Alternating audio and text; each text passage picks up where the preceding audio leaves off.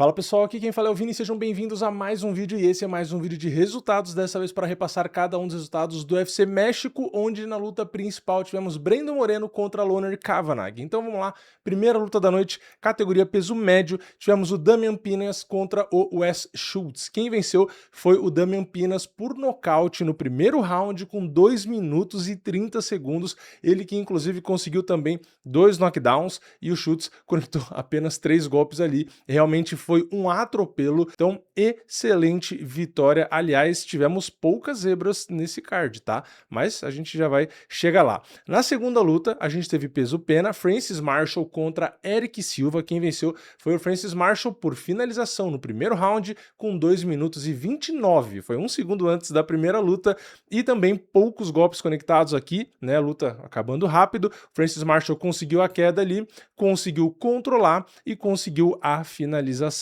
Então o Erick Silva simplesmente não conseguiu fazer muita coisa também. Aí a gente vai para a terceira luta, peso casado, porque a adversária da Ernesta Carecite, que é quem se manteve na luta, né, acabou saindo e entrou a Regina Tarim. E a Regina Tarim que venceu. Ela era azarona, também não era muita coisa, tá? Só para lembrar, mas era, né?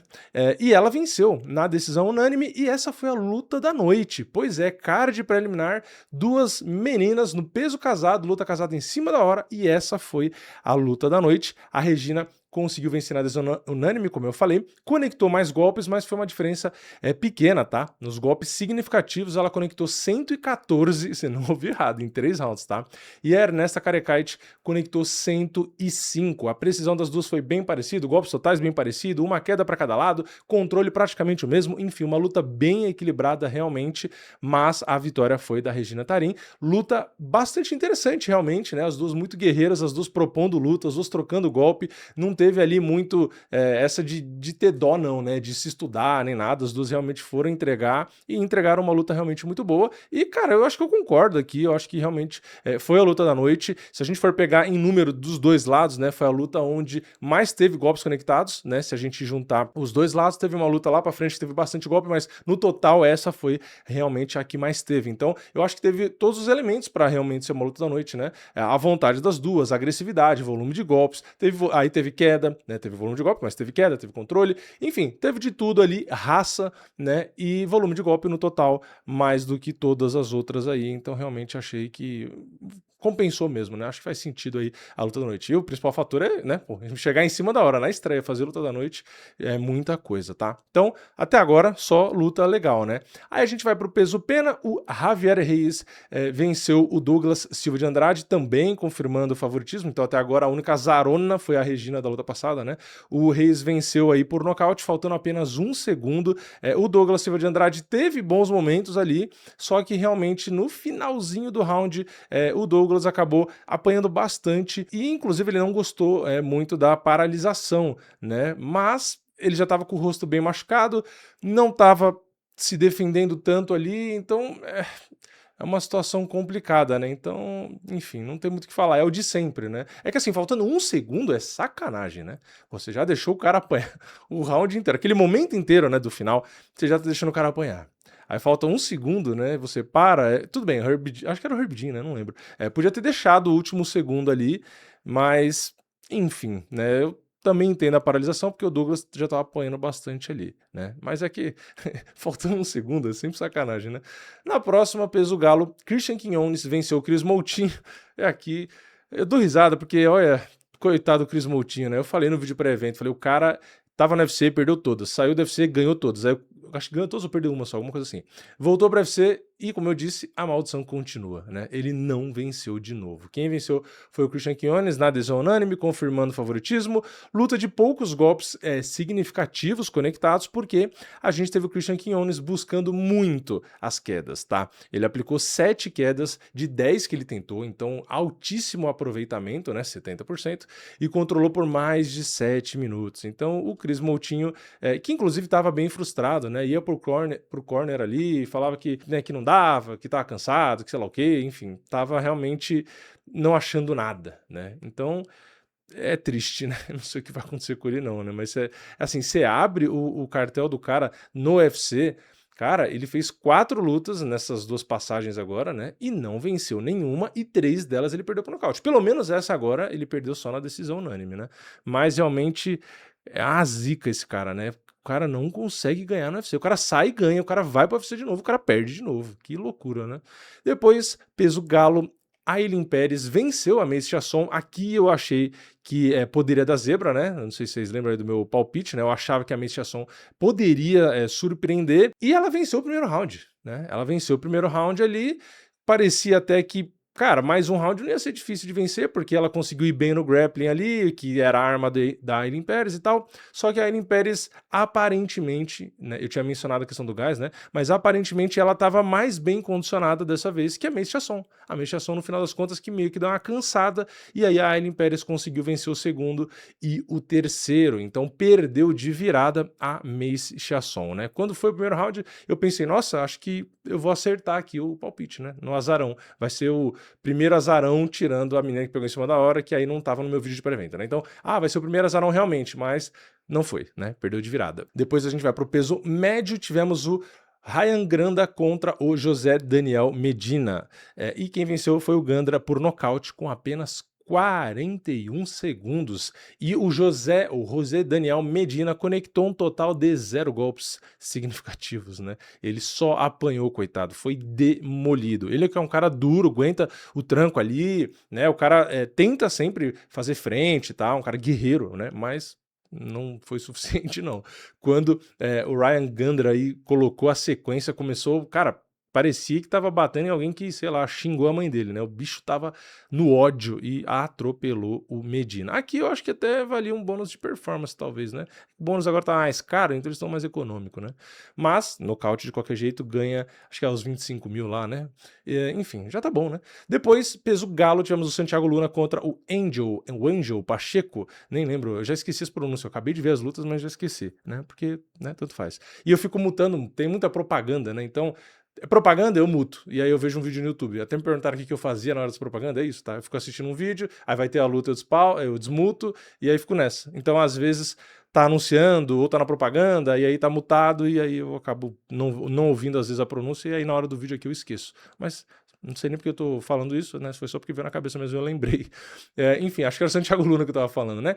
Venceu na decisão unânime do Angel Pacheco, e o Santiago Luna, como eu falei no vídeo pré-evento, é um excelente lutador, né? Muito volume de golpe, agressividade, é um cara bem do MMA, né? Ele tem as quedas ali, enfim, faz de tudo, tava muito bem, conseguiu assim, manter um ritmo alto, né? Tem uma hora que deu uma desgastada, mas depois voltou de novo. O Pacheco até tentou, né? Até colocava um golpe ou outro ali, um jab, né? Um direto, até tentava fazer alguma coisa, mas a diferença entre os dois realmente é muito grande, né? Então, não deu aí, o Luna conseguiu vencer muito bem, e essa é mais uma luta onde eu acho que se ele tivesse apertado, talvez ele tivesse acabado com a luta ali, mas tá bom, né? Conectou muito golpe, derrubou muito, tentou finalizar, enfim, fez de tudo aí o Santiago Luna, né?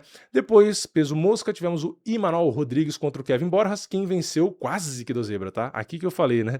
É mais o favorito que venceu, é verdade, ele nocauteou no segundo round com 4 minutos e 21, aliás, ganhou bônus de performance, só que esse foi um favorito que quase azedou, né? Ele sofreu um pouquinho aqui, porque ele chegou a tomar 2 knockdowns no primeiro round ali, ele foi moído na porrada, eu tava até, né, só esperando, porque geralmente chega, né, o azarão, começa a dar muito favorito, uma hora vai ter um azarão, não tem jeito, né?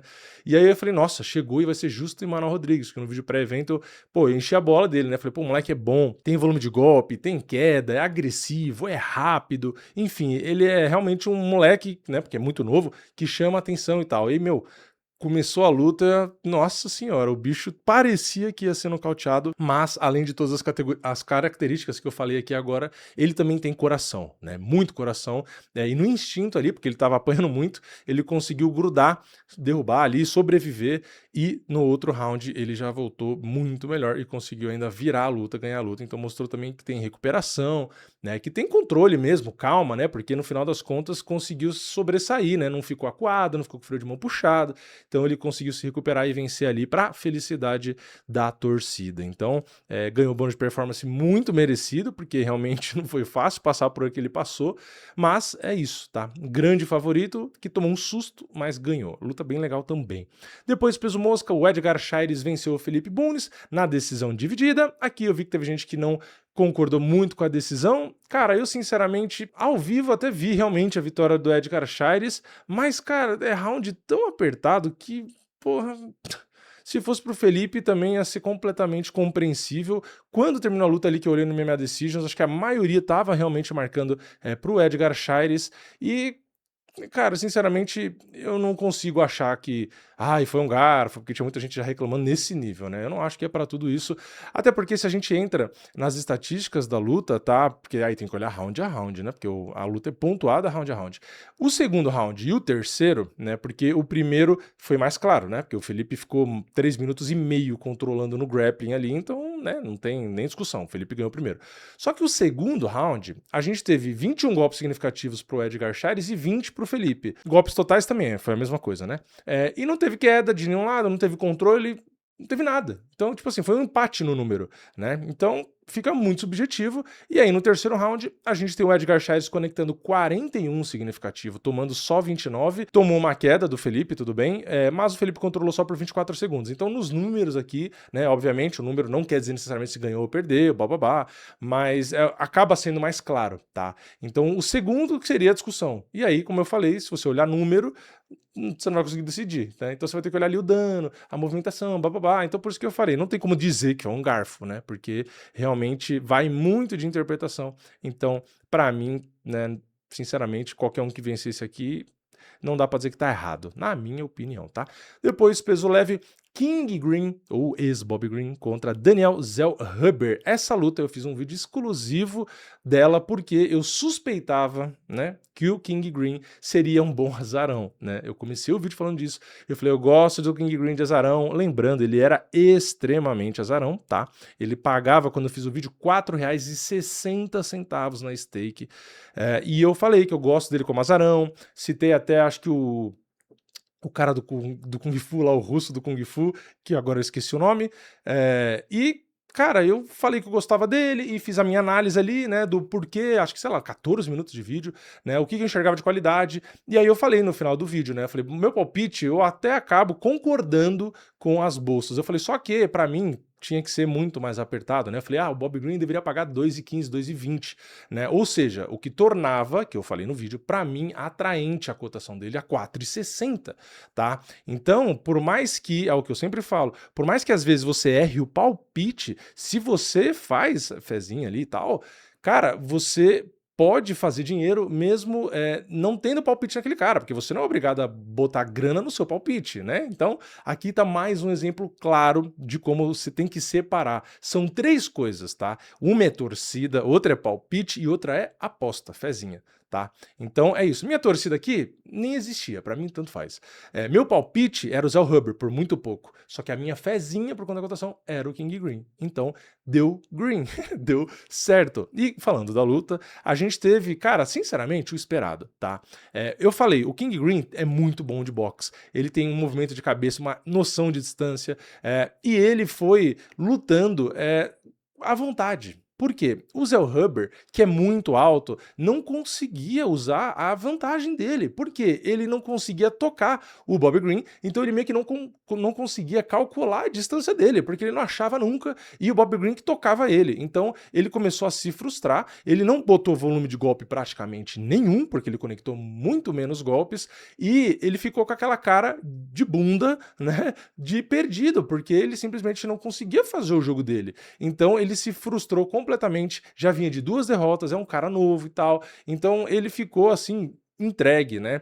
Segundo round ele até tentou e deu uma melhoradinha, o Bobby Green parece que deu uma cansada, lembrando que o evento foi, né, com mais de 2.000 metros de altitude, então o Bobby Green desacelerou, começou a ficar meio lento até para responder, só que mesmo lento, o Daniel Zellhuber crescendo para cima do Bobby Green, o Bobby Green é tão técnico que ele conseguia responder com excelentes golpes, e o Zellhuber sentiu o golpe e andava para trás, então assim, mesmo com o Bobby Green morto e aparentemente mais cansado até que o Zellhuber, ele ainda é bem mais técnico, mesmo sendo menor, mais velho e tudo, ele conseguia tocar. Então o Zellhuber ficou ali completamente parece, né, que sem ter o que fazer, até que o Bob Green emendou bons golpes, o Hubbard sentiu demais, o Bob Green foi pra cima pra acabar com a luta, e eu acho até que demorou pra parar, né, porque o Zé Hubbard tava morto ali, aí vira pra um lado, e vira pro outro, já não fazia nada, e foi enrolando, faltava 5 segundos, aí pararam. Eu acho que podia ter parado antes. Então, vitória do Bob Green, me surpreende? Não, né? Porque é engraçado, né? Só pra lembrar, teve recentemente a luta do Sean Strickland, né? O Sean Strickland já era bastante azarão, né? A maioria das pessoas achava que tava certo, né? Até porque as bolsas apontavam, as bolsas, né? A maioria da grana, então, né? Enfim, um monte de gente tava apostando contra o Strickland, assim como eu, e o pessoal adorou tirar sarro, né? Porque eu errei um palpite num cara que era o favorito, né? Enfim, acontece direto, inclusive, né? Mas tudo bem, né? Assim como eu errei nesse card também. O pessoal acha que eu me ofendo por falar que eu errei, né? Natural, né? Se eu acertasse tudo, porra, eu ia gravar vídeo, sei lá em Dubai, numa lancha, todo dia, né? Então, acontece. Só que o meu ponto, que eu tô comentando isso, o difícil é você fazer isso aqui, né? É botar a mão no fogo e acertar um cara que paga 4,60, meu amigo. Então, tá aí, né? Excelente vitória do King Green. Mais um que entra pro meu hall dos azarões gigantes aí que eu consigo acertar. Vou te falar que é engraçado. Às vezes palpite mais fácil eu erro e os palpites mais difíceis eu acerto, né? Vai entender, né? Nem eu sei por quê. Mas enfim, dito tudo isso, que não tem nada a ver com nada, próxima luta, peso galo, David Martinez contra Marlon Vera. E aqui também acertei o palpite, e, cara, que nem era difícil acertar o palpite, tá? Eu falei, o Marlon Vera é bom, mas era, né? Tipo assim, já foi o auge, o cara simplesmente não dá pra confiar mais, porque uma hora luta bem, outra hora não luta, e, cara, é muito nítido na luta o que é Marlon Vera nessa luta, né? Porque tem o primeiro round, o segundo round, aí fica meia boca ali, nada acontece. Aí ele, né, ouve ali do corner falando e tal, e aí ele, pô, senso de urgência então. Tô perdendo a luta, tenho que nocautear. Aí ele decide lutar. Aí ele ganha o round. Então, tipo assim, por que que você, filho de uma mãe, não lutou desse jeito desde o início? Ah, porque ia cansar. Tudo bem, não luta o primeiro, perde o primeiro, ok, mas faz isso no segundo e no terceiro. Quando ele decidiu ser agressivo, por mais que o Martinez seja muito bom na trocação, ele começou a se enrolar, porque o Marlon Vera começou a andar pra cima, o Martinez precisa de espaço, ele saltita um pouco e tal, começou a cansar, porque, porra, ficar saltitando ali também cansa, ainda mais na altitude. Então, ele é de lá, sim, mas aquele estilo de luta cansa, né? Então, quando o Marlon Vera decidiu botar o Pitbull ali, né, pra agir, ele realmente foi muito bem, tá? Então, mas tinha risco se ele fizesse isso antes, é óbvio. Mas não fazer leva o quê? Você não quer correr risco lutando? Então você vai perder, porra. Então, é isso. O Marlon Vera não me surpreendeu em nada. Ele fez exatamente o que eu achei que ele ia fazer, né? Não lutar nada, e aí depois ia tentar acordar, mas aí já era, né? Então, David Martinez mostrou uma excelente trocação, conectou muito mais golpe, teve queda também, né? Um cara que, mesmo parecendo menor ali e tal, o Marlon Vera realmente parecia até de outra categoria, mas cara, sem chance, né? Não adianta. O cara é experiente, o cara já lutou com todo mundo, blá blá blá, mas, cara, é momento, é o que eu sempre falo. David Martinez tá chegando agora, voando, e deu o que as bolsas e eu achávamos, né? E na luta principal, aqui eu vou falar que pra mim realmente foi surpresa, tá? Peso mosca. Brandon Moreno contra Loner Kavanagh. Loner Kavanagh que pegou a luta relativamente em cima da hora, né? Tava substituindo o Asual Mabaev, que deixou a luta. E o Kavanagh fez igual a Regina lá no começo, né? Conseguiu vencer e dando show. Inclusive ganhou bônus de performance muito merecido. E, cara, aqui me surpreendeu não a derrota do Brandon Moreno, porque, tipo assim, Brandon Moreno era meu palpite e tal, mas não vou dizer que me surpreendeu. Não, porque a gente sabe que pode acontecer. Agora, como foi a derrota? Aí me surpreendeu. Aí sim. Porque assim, vamos lá. Por que não me surpreendeu a derrota do Breno Moreno? Porque o Breno Moreno não tá no auge, certo? Vinha de nocaute. Inclusive, eu falei isso no vídeo pré-evento. Né? Eu falei, tem que ver como que o Breno Moreno vem, né? Vem de derrota por nocaute. Se a gente voltasse mais um pouco ali, ele também tinha mais algumas derrotas. Enfim, das últimas 5 ele tinha perdido 3. Então tinha alguns, né, alguns perigos ali, mas ainda assim, né, eu achava que, cara, um ex-campeão, muito experiente, lutando em casa, é um atleta de MMA, então se não der bom na trocação, ele tem grappling também, tem queixo. Eu falei, pô, o cara tem muito gás, experiência, enfim, muita coisa a favor dele, então eu achava que ele venceria. Mas o Kavanagh, cara, ele tava com uma trocação que, eu não vou dizer que foi inesperada, porque a gente já sabe, né, a gente já viu outras, quer dizer, eu vi, né, sei lá se você viu, mas ele tem realmente um excelente nível na trocação. Mas eu não imaginava que 5 rounds e na altitude ele ia mostrar uma diferença de velocidade como ele mostrou, porque eu achava que se ele imprimisse esse ritmo todo, ele ia morrer no gás, né? E ele realmente usou muito bem a trocação no início dos 2 rounds, só que esse início machucou muito o Breno Moreno, né? Inclusive, a luta quase que acabou nesses primeiros 2 rounds. Então, mesmo que o corner pedisse para o Breno Moreno usar o grappling, derruba, lá, o Breno Moreno demorou um pouco, mas foi realmente pro grappling, tá? Porque eu já tava imaginando, né? Falei, porra, tá aí. Já é o que eu vou falar no vídeo, né? Breno Moreno não ouviu o corner, não usou a arma dele, mas ele usou, tá? Não dá para ser injusto. Ele tentou realmente o grappling, ele chegou, assim, a controlar bastante, controlou mais de 7 minutos e tudo. Quarto round ele controlou mais de 3 minutos, inclusive. Quinto round ele controlou por quase 3 também. Então, assim, ele tentou mudar a estratégia, né? Terceiro, quarto e quinto round ele teve tempo de controle, diferente do primeiro e do segundo. Só que não foi suficiente para ganhar a maioria dos rounds. Então, assim, o problema aqui foi que os 2 primeiros rounds custou muito caro, tá? E eu não falo só na pontuação, é óbvio que na pontuação também, né? Mas o dano que ele recebeu. A panturrilha dele destruída, quase nocauteado, se machucou todo, sangrando ali. Então, ele cara, ele apanhou muito nesse início. Então, por mais que ele seja guerreiro, completo, conseguiu ir pro grappling, ouviu o corner, enfim, continuou na luta, pô, porque a gente sabe que ele realmente é muito bom. Aliás, 2 juízes deram 3-2, tá? Mas não dava mais para correr atrás, né? Ele já tinha sofrido muito dano, tava difícil. E outra, o Kavanagh tem mérito não só na trocação por ter sido melhor, mas mesmo no grappling. Por quê? Ele conseguiu não tomar queda. O Breno Moreno tentou 8 e não derrubou nenhuma. Então, o Kavanagh foi controlado? Foi, mas ele ficou preso na grade e o Breno Moreno só sobrava da joelhada e tal. Então, ele não conseguiu colocar uma grande diferença, né, de derrubar, bater muito ou tentar finalização, enfim, ganhar rounds muito claramente, tá? Esses 3 rounds que ele controlou, ele não conseguiu fazer isso, né, de tipo botar um ground and pound muito forte, machucar o Kavanagh. O Kavanagh terminou com o rosto bem ali, né? Então o Kavanagh teve seu mérito no total, no geral da luta, tanto trocação quanto grappling, quanto mesmo o gás, tá? Ele chegou a falar no intervalo de um round ou outro, pô, tô um pouco cansado e tal, o que, porra, natural, 5 rounds, ele não tava fazendo camp para 5 rounds, não era contra o Breno Moreno, não era na altitude, então assim, o cara pegou uma bomba, né? Ligaram para ele e falou, segura aí, a batata quente, e jogou a bomba gigante na mão dele, né? E ele simplesmente conseguiu se virar com a bomba, né? Ele simplesmente, sei lá, soprou o pavio e conseguiu apagar o pavio da bomba ali, ela não explodiu e pelo contrário, né? Ele guardou a bomba para usar depois, porque ele ainda ganhou a luta e não só isso, ainda ganhou o bônus de performance. Então, o cara vai se posicionar muito bem no ranking e chamou muita atenção. Podia ter pedido algum adversário ali já tal, mas enfim, excelente performance e isso mostra talvez aí mais uma renovação, né, assim, como que fala? De gerações, né, porque, não tô dizendo isso porque, nossa, acabou o Breno Moreno, então, não tô falando isso, mas mostra que o Breno Moreno, de fato, não está mais no auge, até porque já tinha sido nocauteado, e agora ele perdeu de um cara que é mais recente, de um nome mais fresco, né, então isso, na minha opinião, pode indicar, sim, que a geração ali, né, o Breno Moreno em si, talvez já não tenha mais o auge dele pela frente, realmente já tenha passado. Talvez, tá? Talvez, porque...